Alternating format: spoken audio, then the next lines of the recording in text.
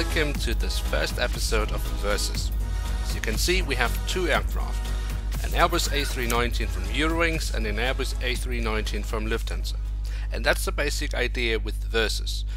We will take the same aircraft type, but from an old generation and a new generation model.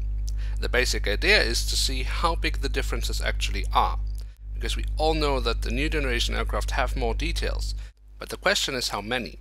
Especially in the print, I think the differences aren't as big as we would think. But let's start with the boxes. So both boxes do have a picture of the aircraft, the logo of the respective airline, and that's pretty much it. The difference is minimal. However, we must consider that the new generation aircraft here is actually one of the first new generation aircraft that HAPA has actually made. This is in fact the first new generation aircraft I bought from HAPA-Wings. So I guess we shouldn't expect too big of a difference. Now if we turn the boxes around, we will however see a bit more of a difference. Now both boxes do provide us with the original dimensions of the aircraft and some information. However, the new generation does have the addition of a picture of the airplane.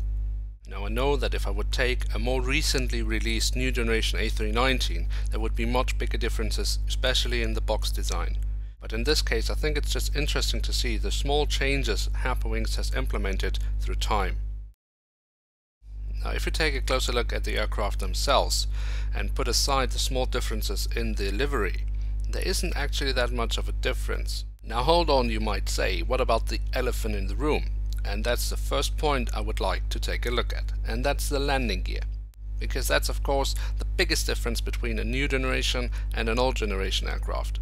In any case, it doesn't matter how new the release is. The landing gear is the first sign you can see if it's a new generation or an old generation.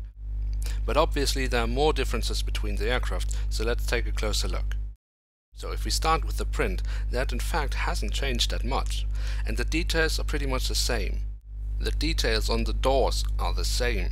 Also, if we take a look at the cockpit windows, the details there are the same.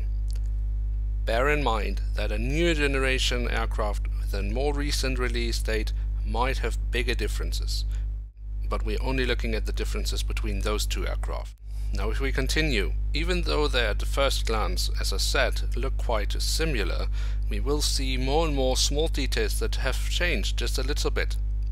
Now if we move to the wings, at first they look quite the same, but if we take a closer look, especially if we turn the plane around, now if you look on the underside, there is a huge difference in detail. From old generation to new generation, a massive improvement there. If we move to the winglets, we will see they're also just a little bit more refined. Now jumping back to the print, now in many details it is pretty much the same, but there is of course also there a difference. Now if we take a look at the old generation aircraft, it doesn't have the doors to the cargo compartment, which the new generation has. Now another elephant in the room is the horizontal stabilizer. If we take a look at the old generation aircraft, we just see this piece and it looks like it has been just yanked into the fuselage. It really doesn't look nice. If you compare that to the new generation, it has become one integrated part to the aircraft. It looks much better. Also, if you take a look at the underside of the horizontal stabilizer, the incredible lack of any detail in the old generation compared to the new generation. Now another detail that we have is actually the difference in height. Now it's the same aircraft type, so obviously the height of the aircraft model should also be the same. The reason it's not is obviously because of the difference of the landing gear, since the old generation landing gear just isn't as detailed and is actually way too big for the aircraft.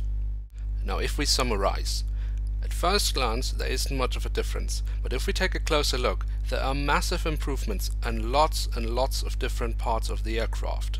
However small they might be, put together and we have a much better aircraft. Now is the old generation bad? Actually I don't think so. I mean, okay, we have the old landing gear, it looks horrible. We have the vertical stabilizer, it looks horrible. But the print job itself is actually quite good. So for me the old generation aircraft is not bad, but the new generation is just better. So that's the episode for today. If you enjoyed, please leave a like or subscribe. That would be absolutely awesome. I'm checking out. See you soon. Thanks and bye.